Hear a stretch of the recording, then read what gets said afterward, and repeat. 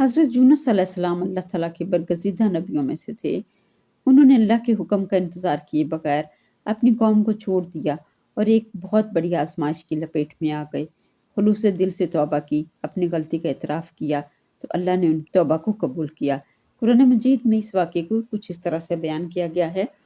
हज़रत यूनुस अलैहिस्सलाम को अल्लाह ताला ने नैनवा, जो मौजूदा इराक़ का हिस्सा है, की कौम की हदायत के लिए भेजा। ये कौम शिरक और गुनाहों में मुब्तला थी। ये लोग बुत परस्त थे। हज़रत यूनुस अलैहिस्सलाम ने उन्हें अल्लाह की तौहीद की दावत दी और अज़ाब से खबरदार किया, मगर वो ईमान ना लाए और मुसलसल नाफरमानी करते रहे। जब कौम ने मुसलसल इनकार किया तो हज़रत यूनुस अलैहिस्सलाम नाराज़ होकर बगैर अल्लाह के हुक्म का इंतज़ार किए शहर छोड़कर चले गए।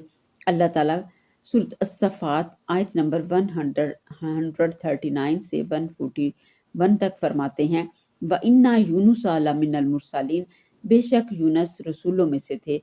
इज़ा अबका इलल फुल्किल मशहून, जब वो अपनी कौम को छोड़कर एक भरी हुई कश्ती में जा बैठे, फसाअहाहुम फकाना मिनल मुदहसीन, तो कुर्रा निकाला गया और वो मगलूब हो गए।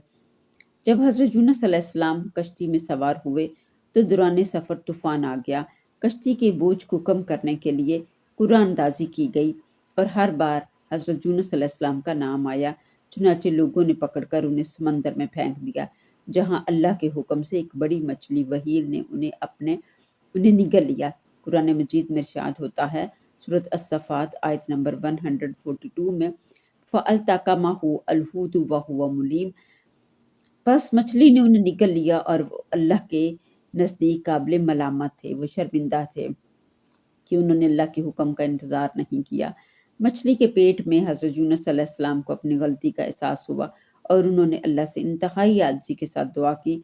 सूरत अल-अंबिया आयत नंबर 87 में है, फ़नादा फ़िज़्ज़ुलुमाति अन ला इलाहा इल्ला अंत सुब्हानका इन्नी कुन्तु मिनज़ ज़ालिमीन, बस उसने अंधेरों में पुकारा कि ए अल्लाह, तेरे सिवा कोई माबूद नहीं, तू पाक है, बेशक मैं ज़ालिमों में से था। अल्लाह की रहमत हुई और उन्हें निजात हासिल हो गई। अल्लाह ताला ने हज़रत यूनुस अलैहिस्सलाम की दुआ को कबूल किया और मछली को हुक्म दिया कि वो उन्हें एक खुले मैदान में उगलते। सूरत अल-अंबिया आयत नंबर 88 में इरशाद होता है, फ़स्तजबना लहु वनज्जयनाहु मिनल गम्मी वकज़ालिका नुज्जियिल मुमिनीन, बस हमने उसकी दुआ को कबूल किया और उसे गम से निजात दी और इसी तरह हम ईमान वालों को निजात देते हैं। हज़रत यूनुस अलैहिस्सलाम बहुत कमज़ोर हो चुके थे, तो अल्लाह ताला ने उनके लिए एक बेलदार दरख्त उगाया ताकि वो साया हासिल करें। सूरत अस-सफ़ात आयत नंबर 145 और 146 में इरशाद है, फ़नबज़नाहु बिल-अराई व हुवा सकीम व अम्बतना अलैहि शजरातुन मिन यक़तीन, बस हमने एक चटियल मैदान में उन्हें डाल दिया और वो बीमार थे और हमने उन पर एक बेलदार दरख्त उगा दिया। ये यक़तीन का एक दरख्त था जिसके बड़े-बड़े पत्ते थे और इस दरख्त में ये खूबी थी कि कोई हशरातुल अर्ज़ उनके पास नहीं आ सकता था और ना ही कोई बैक्टीरिया उनको नुकसान पहुंचा सकता था। जब वो मछली के पेट से बाहर आए तो उनकी हालत बहुत सख्त ख़राब थी, तो अल्लाह ताला ने दरख्त के ज़रिए से और बड़े-बड़े पत्तों के ज़रिए से उनको तहफ़्फ़ुज़ फ़राहम किया और उनको तंदुरुस्ती अता फ़रमाई। हज़रत यूनुस अलैहिस्सलाम की गैर मौजूदगी में जब उनकी कौम ने अल्लाह के अज़ाब की निशानियां देखी तो वो सब रो पड़े और इज्तिमाई तौर पर तौबा करने लगे। अल्लाह ताला ने उनकी तौबा को कबूल फरमाया और उन पर रहम फरमाया।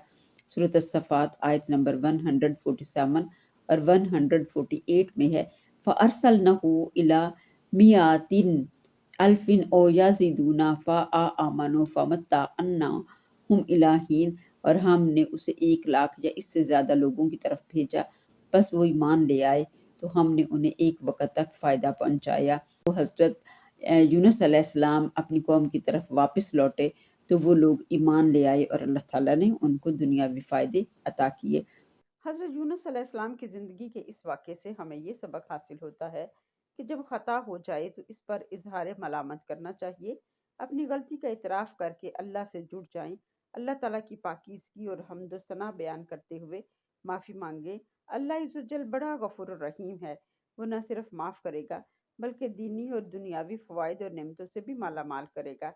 ये दुआ सिर्फ हज़रत यूनुस अलैहिस्सलाम के लिए ना थी बल्कि तमाम अहले ईमान वालों के लिए है और अल्लाह ऐसे ही جیسے حضرت یونس صلی اللہ علیہ السلام کو معاف کیا، ایسے ہی سب کی بخشش فرماتے ہیں۔